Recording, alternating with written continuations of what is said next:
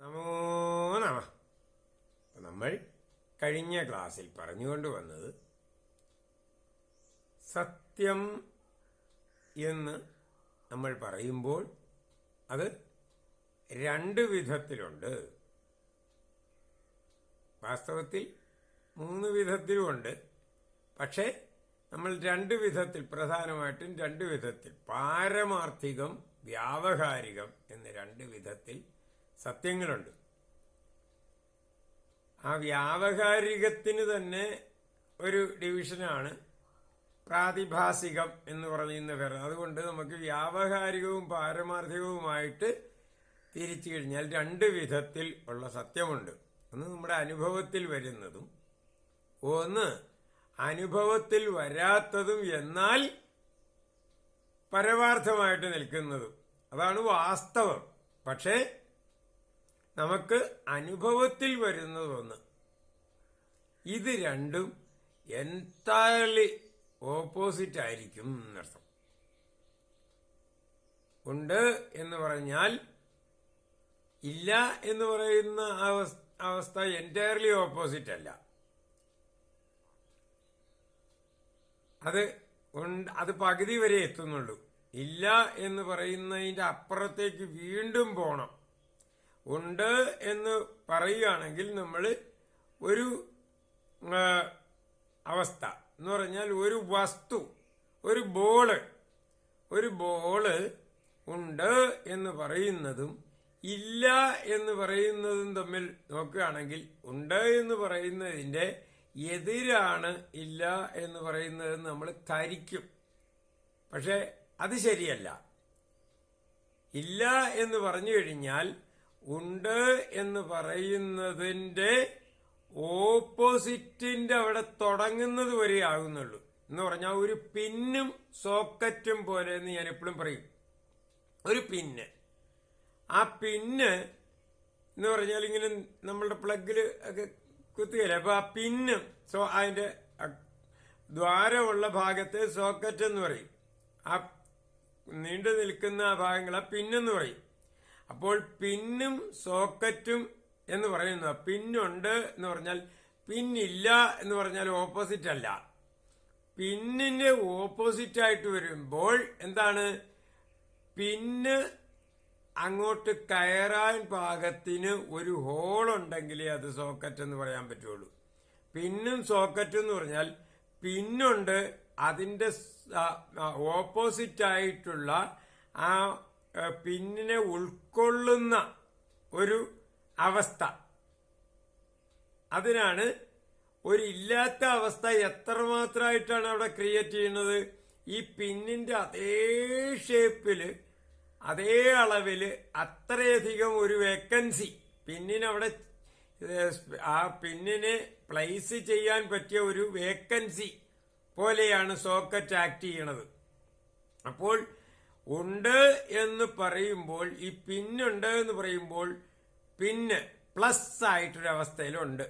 എന്നാൽ അതിന്റെ ഓപ്പോസിറ്റ് എന്ന് പറഞ്ഞാൽ ഈ പിന്നിന്റെ മൈനസ് ആയിട്ടൊരു ഭാഗം അതും ഉണ്ട്. മനസ്സിലാണ്ടോ? ഇല്ല എന്ന് പറയണതല്ല, ഉണ്ട് എന്നാണ് ഇത് പറയുന്നത്. അത് ദ്വാരം ഇല്ലെങ്കിൽ പിന്നെ അതിനകത്തേക്ക് കയറ്റാൻ പറ്റില്ല എന്നർത്ഥം. ദ്വാരം ഇല്ലാതിരുന്നാൽ പിന്നെ എപ്പോഴും നമുക്ക് പ്രകടമായിക്കൊണ്ടിരിക്കും. അപ്പോൾ പിന്നിന്റെ ഓപ്പോസിറ്റ് ഭാഗമായിട്ടുള്ള ആ ഒരവസ്ഥ അവിടെ ഉണ്ടെങ്കിൽ മാത്രമേ പിന്നും ഈ സോക്കറ്റും കൂടി ചേർന്ന് പിന്നും ഇല്ല സോക്കറ്റും ഇല്ല എന്നുള്ള നിലയ്ക്കൊരു പൂർണ്ണതയിലേക്ക് എത്തുള്ളൂ. അതുപോലെയാണ് ഉണ്ട് എന്ന് പറയുന്ന അവസ്ഥ ഇല്ല എന്ന് പറയുന്ന അവസ്ഥയിലേക്ക് എത്തണമെങ്കിൽ ഉണ്ട് എന്നുള്ള പോസിറ്റീവിനെ നെഗറ്റീവായിട്ടുള്ള ഒരു അവസ്ഥ വന്ന് രണ്ടും കൂടി ചേർന്ന് പൂർണ്ണമാകുമ്പോഴാണ് നമുക്ക് ഇല്ല എന്ന് തോന്നുന്നത്. എന്ന് പറഞ്ഞാൽ ഇല്ല എന്ന് തോന്നുന്നൊരവസ്ഥ എപ്പോഴും ഒരു പൂർണ്ണാവസ്ഥയായിരിക്കും. ആ ഇല്ലായ്മയിൽ നിന്ന് ഉണ്ടെന്നും, എങ്ങനെയുണ്ടെന്ന് പ്ലസ് ഭാഗവും മൈനസ് ഭാഗവുമായിട്ട് പിരിഞ്ഞ് 2 ഉണ്മകൾ വരുമ്പോഴാണ് ഒരു ഉണ്മയെ നമ്മൾ അനുഭവവേദ്യമാക്കിക്കൊണ്ട് അതാണ് പൂർണ്ണം എന്ന് ധരിക്കുന്നത്.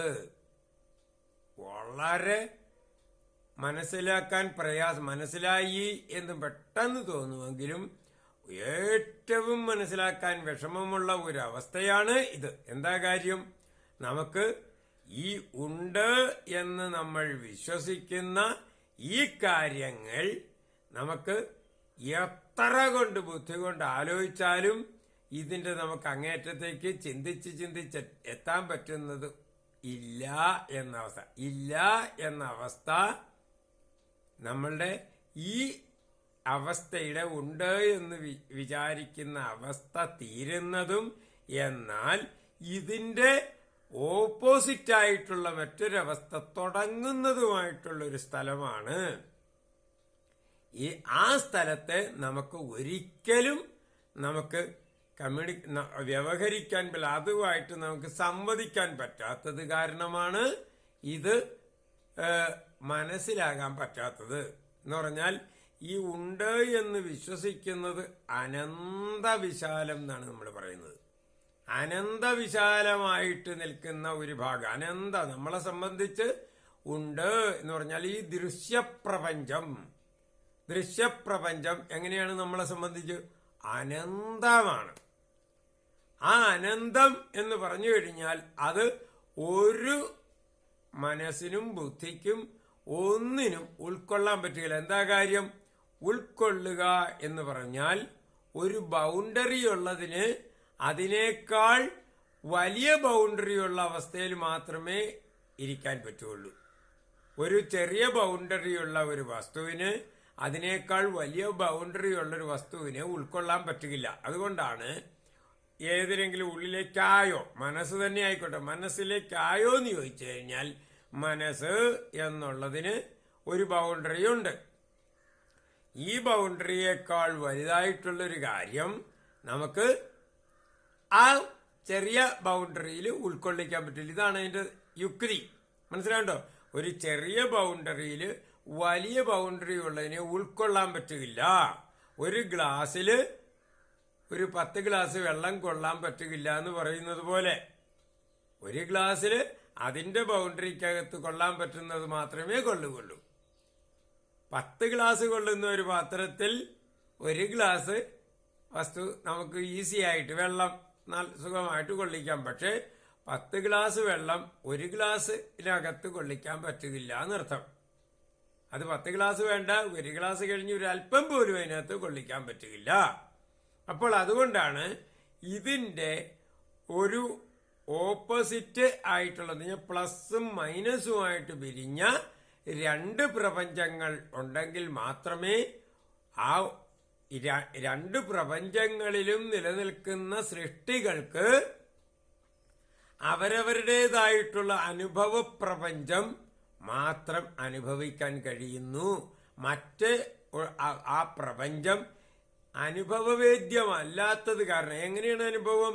ഇന്ദ്രിയ ഗോചരത്വത്തിലെത്തുന്നതിനാണ് അനുഭവം. ഇന്ദ്രിയ ഗോചരത്വത്തിലെത്താത്തതിന് നമ്മൾക്ക് ഉൾക്കൊള്ളാൻ പറ്റാത്ത ആ സ്ഥലത്താണ് എന്നർത്ഥം. അത് നമുക്ക് ഇല്ല എന്നുള്ള ആ ഒരു വിഭാഗത്തിൽ പെട്ടുപോകും. ഇല്ല എന്ന് പറയുന്നത് എവിടെയാണ് തുടങ്ങുന്നത്? ഉണ്ട് എന്ന് നമ്മൾ അനുഭവിക്കുന്ന ഈ പ്രപഞ്ചത്തിന്റെ അവസാനമാണ് ഇല്ല എന്ന് തുടങ്ങുന്ന പ്രപഞ്ചത്തിന്റെ തുടക്കം. മനസ്സിലാണ്ട? അപ്പോൾ നമ്മൾ ഉണ്ട്, അനന്ത വിശാലമായിട്ടുണ്ട് എന്ന് പറയുന്ന പ്രപഞ്ചം എവിടെയാണ്? ആ പ്രപഞ്ചം ഈ പ്രപഞ്ചത്തിന്റെ അത്രയും തന്നെ വലുതാണ്. അത് ഒരേ അളവുള്ളതാണ്. അതുകൊണ്ട് തന്നെ ഇത് രണ്ടും പപ്പാതിയാണ്. അപ്പോൾ ഒരു -1ഉം +1ഉം എന്ന് പറഞ്ഞ പോലെയാണ്. ഈ +1 എന്നുള്ള ആ പ്ലസ് ആയിട്ടുള്ള ആ പ്രപഞ്ചമാണ് നമ്മളുടെ അനുഭവ പ്രപഞ്ചം. അതാണ് ഭൗതിക പ്രപഞ്ചം. ഭൗതികം എന്ന് പറഞ്ഞാൽ ഭൂതമായത്, അനുഭവവേദ്യമായത്, മെറ്റീരിയൽ വേൾഡ്. ഇതാണ് നമുക്ക് മെറ്റീരിയൽ ആയിട്ടുള്ളത്. നമുക്ക് മാറ്റർ ആയിട്ടുള്ളത്. മറ്റൊന്നും നമുക്ക് മാറ്റർ അല്ല. മനസ്സിലാണ്ടോ? അപ്പോൾ അത് ഇല്ല എന്ന് പറയുന്നിടത്താണ് നമ്മളുടെ നെഗറ്റീവായിട്ടുള്ള പ്രപഞ്ചം തുടങ്ങുന്നത്.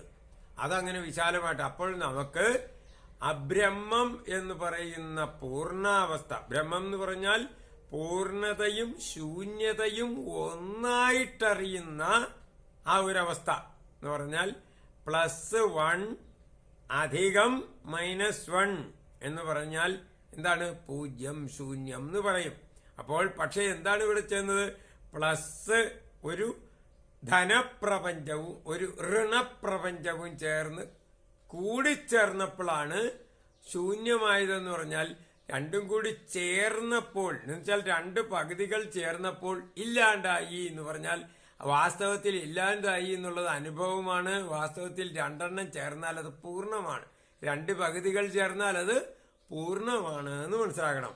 അപ്പോൾ പൂർണ്ണത എന്നുള്ള അവസ്ഥയെ നമ്മൾ ശൂന്യത എന്ന് മനസ്സിലാക്കുന്നു എന്നർത്ഥമുള്ളൂ. അങ്ങനെ മനസ്സിലാക്കേണ്ടതിന്റെ ആവശ്യം എന്താണ്? അല്ലെങ്കിൽ ശൂന്യത ഇല്ലായിരുന്നു എങ്കിൽ, ശൂന്യത എന്നുള്ളൊരു ഭാവം നമുക്ക് അനുഭവത്തിലില്ലെങ്കിൽ നമുക്ക് ചലനം സാധ്യമാകാതെ വരും. നമുക്ക് ഒരു ശൂന്യമായിട്ടുള്ള സ്ഥലമുണ്ടെങ്കിൽ മാത്രമേ ചലിക്കാൻ പറ്റുള്ളൂ. ചലിക്കാൻ പറ്റുക എന്ന് പറഞ്ഞാൽ ഏതിനാണ് ചലിക്കേണ്ടത്? ഈ ശരീരത്തിന് മാത്രമാണോ? അല്ല, ശരീരത്തിന്റെ ചലനം ഏറ്റവും അവസാനം വരുന്നതാണ്. ശരീരത്തിന് ചലിക്കണമെങ്കിൽ ആദ്യം എന്ത് വേണം? എനിക്ക് ചലിക്കാനൊരാഗ്രഹം ഉണ്ടാകണം. ചലിക്കേണ്ടത് എങ്ങനെയാണെന്ന് എനിക്കൊരു അതിനെപ്പറ്റിയുള്ള അറിവുണ്ടാകണം. എന്നിട്ട് ആ ചലിക്കാനുള്ള മെത്തേഡിനെ ഞാൻ ഓർഡർ ചെയ്തിട്ട് ആ ഓർഡർ അനുസരിച്ചിട്ടാണ് ശരീരം ഏറ്റവും അവസാനം ഫലിക്കുന്നതാണ് ശരീരത്തിന്റെ ചലനം.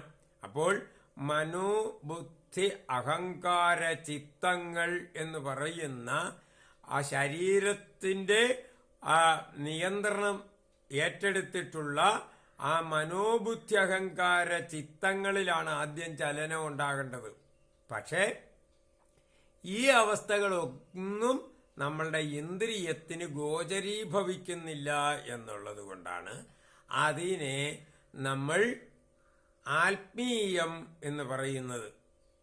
ശരീരം എന്നുള്ളത് അതും ഒന്ന് എന്ന് പറയുമ്പോൾ അത് ഖരദ്രാവക വാതക ഊർജങ്ങളെ കൊണ്ട് ഉണ്ടാക്കിയിരിക്കുന്ന ഒരു ഭാഗമാണ്. എന്നുവെച്ചാൽ ഇന്ദ്രിയ ഗോചരത്വമുള്ള ഭൂതപ്രപഞ്ചത്തിന്റെ ഭാഗമാണ്. അപ്പോൾ ഭൂതപ്രപഞ്ചത്തിന് നമുക്ക് ഈ ആത്മീയ പ്രപഞ്ചം ഒരു തടസ്സമാകുന്നില്ല. അത് നമുക്ക് ഒരു ഇന്ദ്രിയങ്ങൾ കൊണ്ടും അനുഭവിക്കാൻ കഴിയില്ല. നമ്മളുടെ ഇന്ദ്രിയങ്ങൾ കൊണ്ട് അനുഭവിക്കുന്ന ഇന്ദ്രിയങ്ങളെ അനുഭവിപ്പിക്കുന്ന വിധത്തിൽ സജ്ജീകരിച്ചിട്ടുള്ള ഒരു യന്ത്രങ്ങൾ കൊണ്ടും ഇതിനെ അനുഭവിക്കാൻ പറ്റുകയില്ല. മനസ്സിലാണ്ടോ? ഇന്ദ്രിയങ്ങളെല്ലാം ഈ ശരീരത്തിൽ നിന്ന് പുറത്തേക്ക് ഉള്ള കാര്യങ്ങളെ എന്നുവെച്ചാൽ വ്യാവഹാരിക കാര്യങ്ങളെ നമുക്ക് ഇന്ദ്രിയങ്ങളുടെ കഴിവുകൾക്ക് അപ്പുറത്തുള്ളതിനെ കാണാൻ, എന്നുവെച്ചാൽ ഒരു കഴിവുണ്ട് എന്ന് പറഞ്ഞാൽ അതിനെയാണ് ഡെവലപ്പ് ചെയ്യുന്നത്. കാണാനുള്ള കഴിവ് ഉണ്ടെങ്കിൽ നമ്മൾ കണ്ണട കൂടി വെച്ച് അതിന്റെ കഴിവിനെയാണ് കൂട്ടുന്നത്. കേൾക്കാനുള്ള കഴിവ് എത്രയുണ്ട്, അത് കുറഞ്ഞു പോയാൽ അതിന്റെ കഴിവിനെ കൂട്ടാനാണ് നമ്മളുടെ ഈ ശ്രവണ ഗ്രാഹികളൊക്കെ വയ്ക്കുന്നത്. അപ്പോൾ അതുപോലെ നമ്മളുടെ ഇന്ദ്രിയങ്ങളുടെ കഴിവുകളെ കൂട്ടാൻ മാത്രമേ എന്തിനു കഴിയുള്ളൂ? നമ്മളുടെ ഈ ഭൗതിക പ്രപഞ്ചത്തിൽ നടത്തുന്ന എല്ലാ ഇൻവെൻഷനും കണ്ടുപിടുത്തങ്ങൾക്കും കഴിയുള്ളൂ. അതുകൊണ്ട് എത്ര വലിയ കണ്ടുപിടുത്തങ്ങൾ കണ്ടുപിടിച്ചാൽ പോലും ഇന്ദ്രിയ ഗോചരത്വം ഇല്ലാത്ത അവസ്ഥയെ കണ്ടുപിടിക്കാൻ, അതിനെ ശരിക്ക് ഉൾക്കൊള്ളാൻ, അതിനെ ഊഹിക്കാൻ പറ്റും എന്നുള്ളതല്ലാതെ അതിനെ നമുക്ക് ഇന്ദ്രിയ ഗോചരത്വത്തിലേക്ക് കൊണ്ടുവരാൻ പറ്റില്ല. ഇന്ദ്രിയ ഗോചരത്വത്തിലേക്ക് കൊണ്ടുവരാൻ പറ്റുന്നത് അത് ഒരു മേഖല മാത്രമാണ്. അത് ശരിയായിട്ടുള്ളതിന്റെ പകുതിയാണ്. അത് നമ്മളുടെ ദൃശ്യപ്രപഞ്ചമാണ്.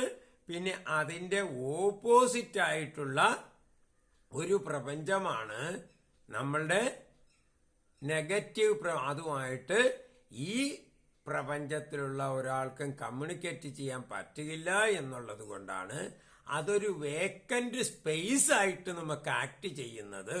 അതുകൊണ്ടാണ് ചലനം സാധ്യമാകുന്നത്. ചലനം സാധ്യമായില്ലെങ്കിൽ ഇവിടെ രണ്ട് പ്രപഞ്ചവും ഇല്ലാണ്ടിരിക്കും. അവിടെ നമുക്ക് ചിന്തകൾക്ക് പോലും ചലിക്കാൻ പറ്റാതെ ചിന്തകളില്ലാത്തൊരവസ്ഥയിലേക്ക് വരും. അതുകൊണ്ടാണ് ഈ ആത്മീയവും ഭൗതികവും ആയിട്ട് രണ്ട് പ്രപഞ്ചങ്ങളെ നമ്മൾ ഉണ്ട് എന്ന് പറയാൻ കാരണം, ഇതിൽ ഏതിനാണ് കൂടുതൽ പ്രാധാന്യം കൊടുക്കേണ്ടത് എന്നുള്ളതാണ് കഴിഞ്ഞ പ്രാവശ്യം നമ്മൾ പറഞ്ഞു നിർത്തിയത്. അത് നമുക്ക് വിശദീകരിച്ചാൽ ഈ ഭൗതികം, നമ്മൾ നേരിട്ട് കാണുന്ന ഭൗതിക പ്രപഞ്ചത്തെ പറ്റി പോലും നമുക്ക് എത്ര വിവരിച്ചാലും മനസ്സിലാകാതെ കിടക്കുന്നത് കൊണ്ട് ഇതിനെ നമുക്ക് ഒരു ദിവസം കൊണ്ട് പെട്ടെന്ന് പറയാം എന്ന് വിചാരിച്ചാൽ അത് ശരിയാകില്ല. അപ്പോൾ നമുക്ക് അതിന്റെ ചർച്ചയിലേക്ക് തുടങ്ങാമെന്ന് വിചാരിക്കുന്നു. നന്ദി, നമസ്കാരം. ഓം നമഃ ശിവായ, നമഃ ശിവായ.